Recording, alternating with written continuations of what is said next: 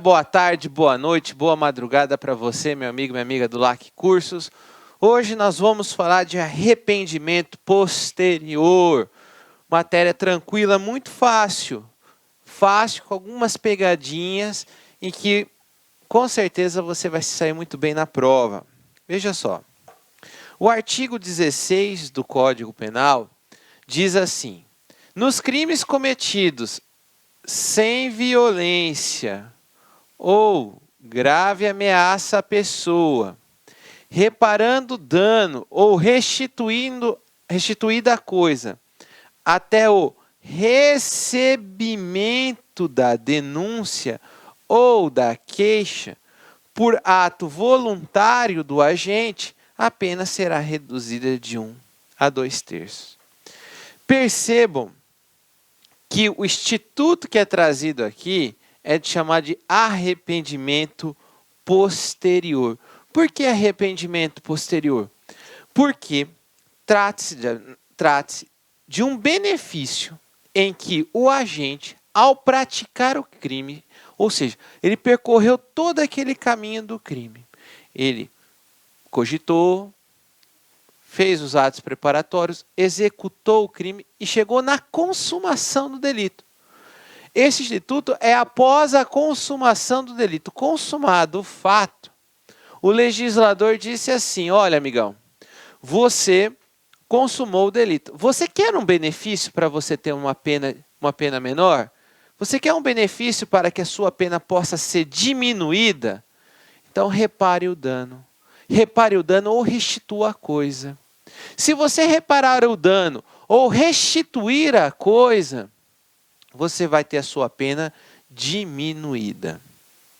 Não vai estar extinta a pena dele, não. Em regra, vai estar diminuída. Então, os requisitos do arrependimento posterior são os seguintes. Primeiro requisito: o arrependimento posterior só vale para os crimes sem violência ou grave ameaça. Sem violência ou grave ameaça à pessoa. Você vai falar assim: professor, então, em regra, o arrependimento posterior vale para furto, vale para crime de dano, mas não vale para homicídio, não vale para lesão corporal, não vale para crimes roubo, não vale para extorsão, não vale para esses crimes que necessariamente existe uma grave ameaça à pessoa ou uma violência contra a pessoa. Não vale para o estupro. Então, o arrependimento posterior só vale para os crimes sem violência ou grave ameaça, tá certo? Então, para os crimes sem violência ou grave ameaça, aí é o primeiro requisito. Segundo requisito: o sujeito tem que reparar ou restituir a coisa. Qual que é a diferença do reparar para restituição? O reparar significa que o sujeito, vamos supor que ele subtraiu uma bicicleta do agente, da vítima. Ao subtrair uma bicicleta da vítima, como que ele faz para reparar? Vamos supor que ele deu fim nessa bicicleta. E a bicicleta tivesse o valor de, sei lá, R$800. Então ele vai lá e paga o valor, ele repara dando o valor. Quando a gente fala de reparação do dano, nós estamos falando dos danos materiais. Não estamos falando de dano moral, não. Não estamos falando de indenização, não. Nós estamos falando tão somente da reparação do dano material. Aquilo que causou de dano. O sujeito causou um dano, ele brigou com a pessoa, discutiu com a pessoa e foi lá e quebrou o carro da pessoa. Ele vai lá e repara, isto é, vai lá e paga o conserto do veículo. Então, e a restituição é quando ele, no caso, subtrai o objeto, ele toma o objeto para si e ele devolve o mesmo objeto. A grande questão, o grande questionamento aqui é se a reparação ou a restituição deverá ser integral. Vamos imaginar a seguinte situação: o sujeito subtraiu uma bicicleta. Aí ele chega e fala: eu vou restituir a bicicleta. Aí ele restitui a bicicleta, mas restitui faltando uma roda da bicicleta. A restituição ela não foi total. Ou ele diz: eu vou reparar o dano, mas eu não tenho R$800. Eu tenho R$600. Neste caso, a jurisprudência diz que se a vítima aceitar essa reparação, mesmo não sendo integral, haveria o instituto do arrependimento posterior. Mas a vítima teria que aceitar essa reparação parcial. E detalhe importante, essa reparação ou restituição da coisa nos crimes sem violência ou grave ameaça deverá ser feita até o recebimento da denúncia. Gente, recebimento da denúncia. Eu vou fazer aqui uma espécie de... O que é o recebimento da denúncia? Bem rapidinho para vocês compreenderem. Porque são expressões que a gente tem que tomar muito cuidado que caem em prova de concurso. Vamos imaginar o seguinte. Aqui o sujeito cometeu o crime. O caminho normal, né? O sujeito cometeu o crime. Vamos supor que ele cometeu um crime de furto. Furto de uma bicicleta. O que acontece? Normalmente, faz-se o inquérito policial, IP, inquérito policial. Inquérito policial para apurar o crime. Depois, existe o relatório final. O relatório final, RF. Por que o relatório final? Porque o delegado faz o relatório e diz qual crime que ele entende que o sujeito cometeu. Concluído o inquérito, vai até o Ministério Público. No caso, eu vou abreviar, vai até o Ministério Público. E o Ministério Público, ele tem duas opções. Ou ele vai oferecer a denúncia, ou ele vai pedir o arquivamento. O que o Ministério Público faz, a peça que inicia a ação penal chama-se denúncia. Então, o Ministério Público ele faz uma peça, essa petição chama-se denúncia.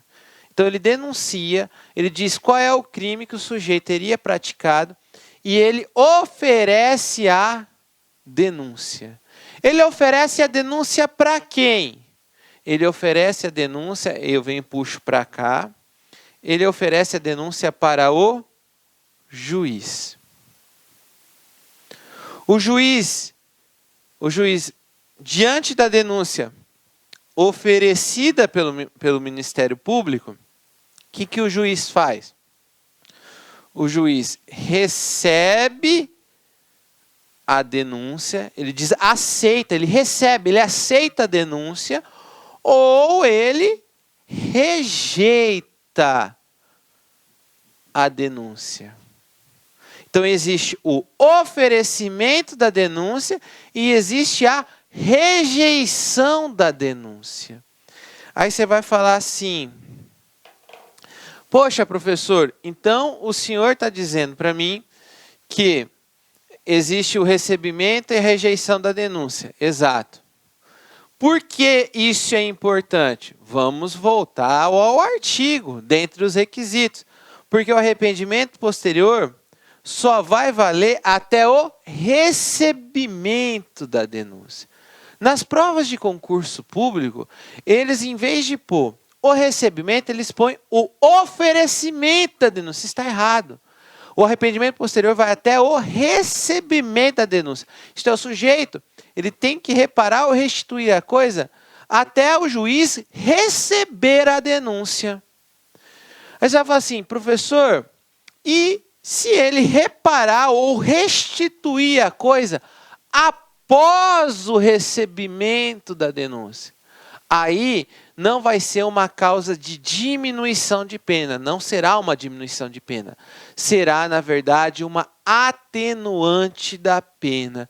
Mas, professor, qual que é a diferença de uma diminuição de pena para uma atenuante da pena? A diminuição de pena é mais benéfica para ele.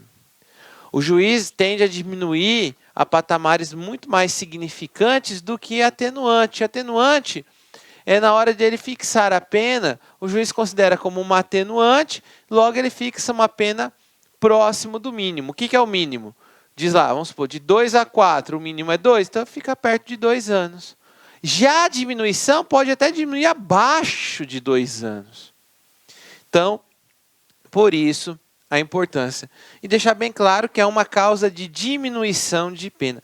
Nós não podemos confundir o arrependimento posterior com o arrependimento eficaz. O arrependimento eficaz é previsto no artigo 15 do Código Penal. O arrependimento eficaz, o sujeito praticou todos os atos de execução, mas ele evita a consumação do delito. E vale para qualquer crime. Enquanto que o arrependimento posterior só vale para os crimes sem violência ou grave ameaça, onde ele repara ou restitui a coisa. Detalhe, ele repara ou restitui a coisa porque já ocorreu a consumação do delito.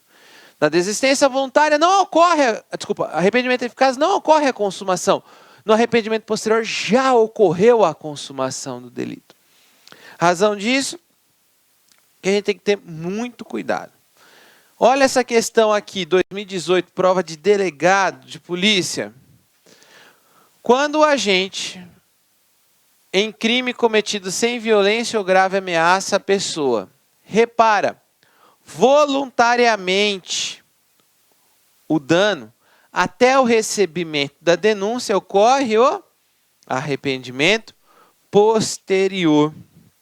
Letra D.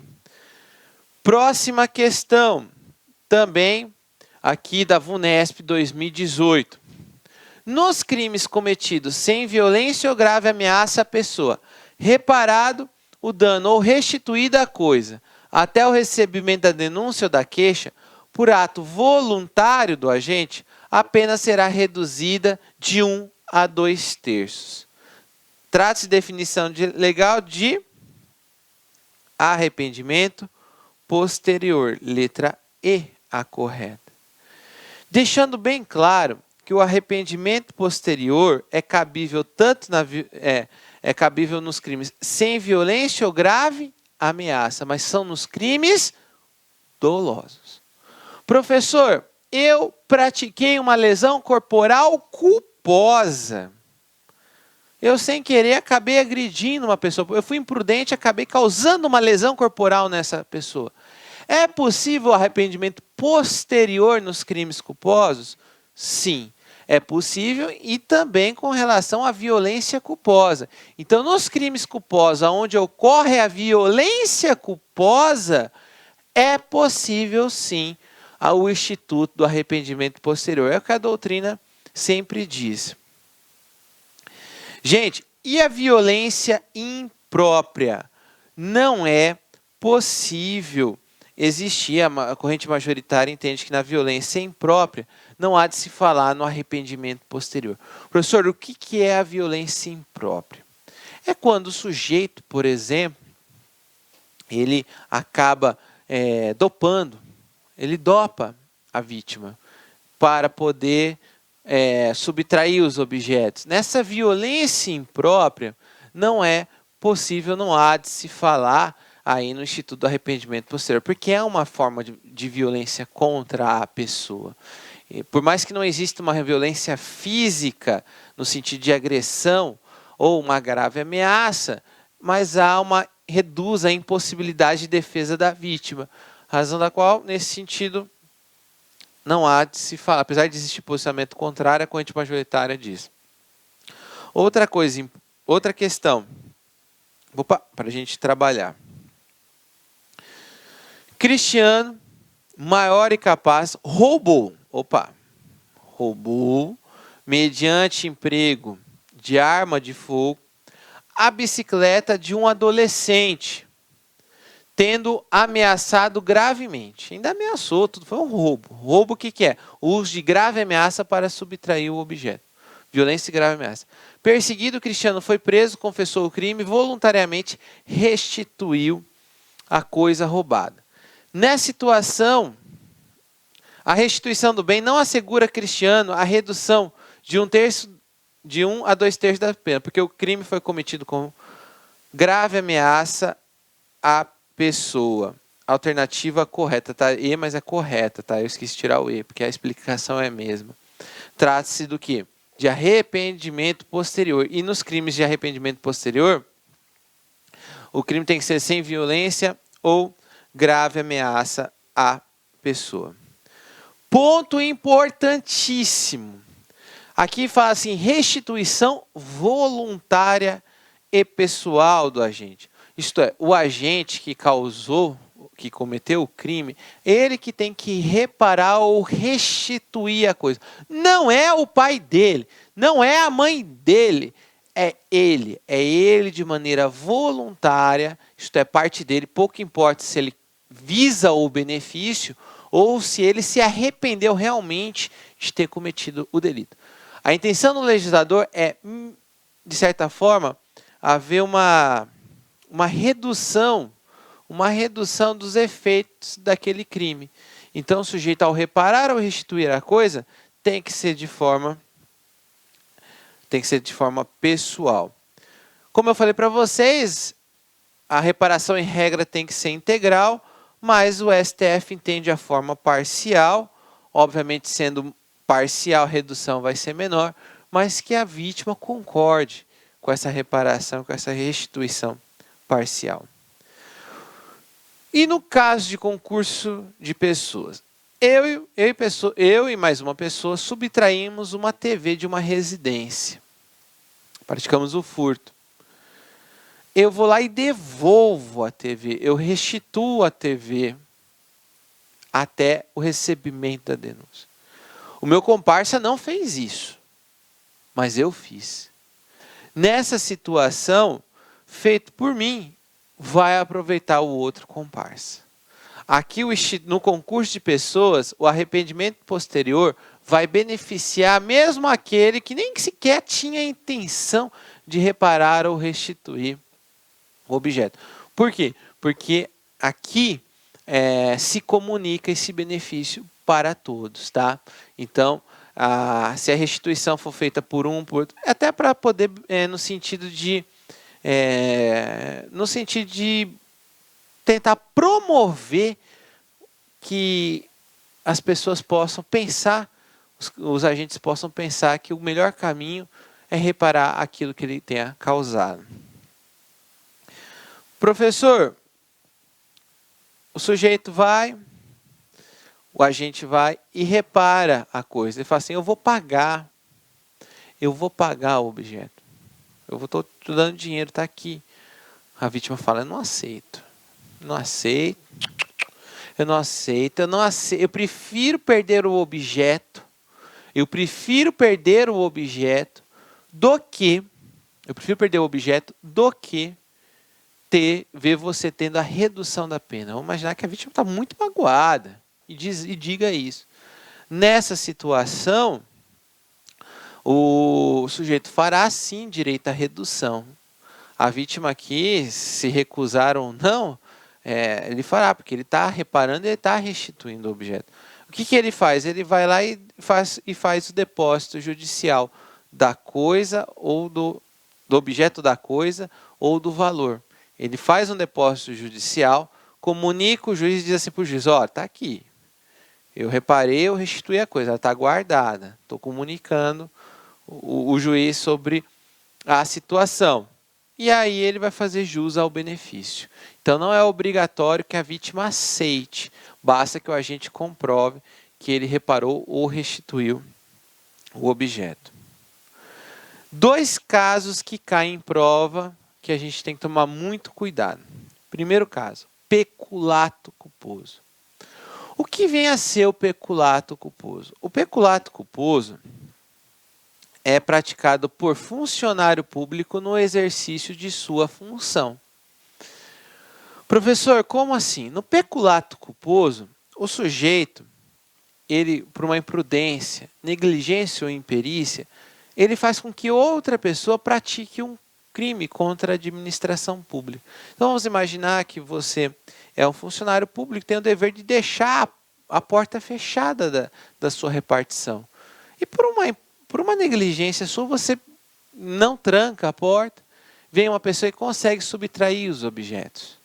Você responde pelo peculato culposo. Todavia, a lei diz o seguinte, a lei diz assim, olha, se o sujeito, o funcionário público, reparar a coisa até a sentença penal transitada e julgada, ele vai estar extinta a punibilidade. Se ele reparar ou restituir a coisa até a sentença, se houver reparação, até a sentença penal condenatória está transitada e julgada, está extinta. Se é posterior, vai reduzir pela metade. Então a reparação aqui no peculato culposo, ele não vai diminuir a pena, ele pode extinguir a própria pena, mas só vale para o peculato culposo.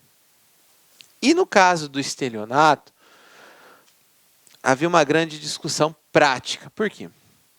Hoje já está quase em desuso o uso de cheque. Cheque hoje quase não se usa mais. Mas era muito comum o cheque bate e volta. O que é o cheque bate e volta? É o cheque bate e volta é o cheque sem fundos.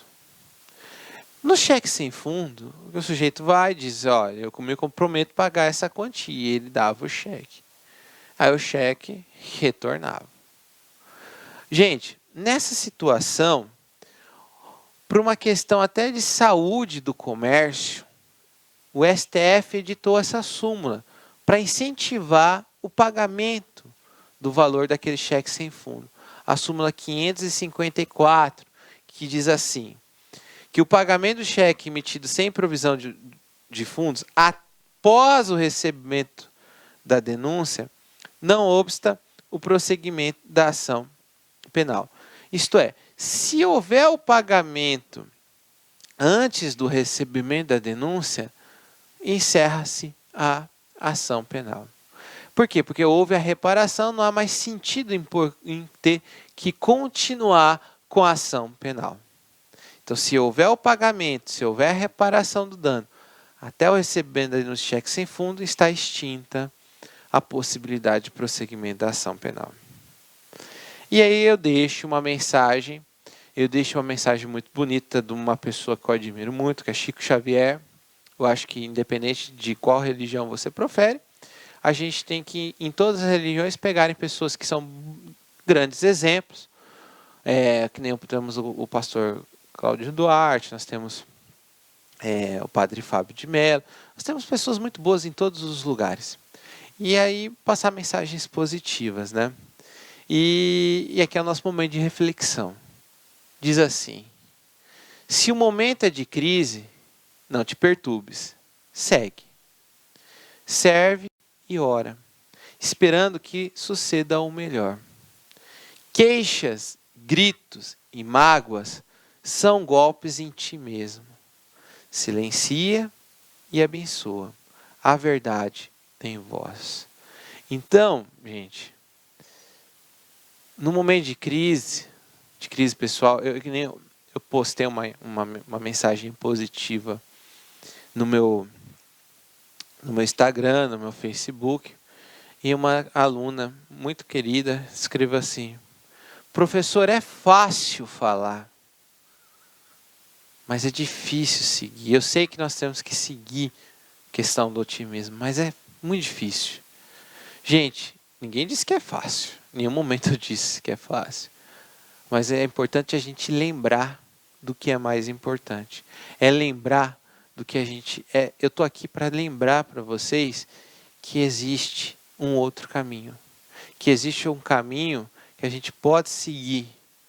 Mas lembrando que esse caminho a gente tem que seguir com leveza. Tentar levar a vida com leveza, otimismo e buscando o melhor. Então, fica essa mensagem reflexiva para todos vocês um bom descanso e até a nossa próxima aula. Até mais. Clique like.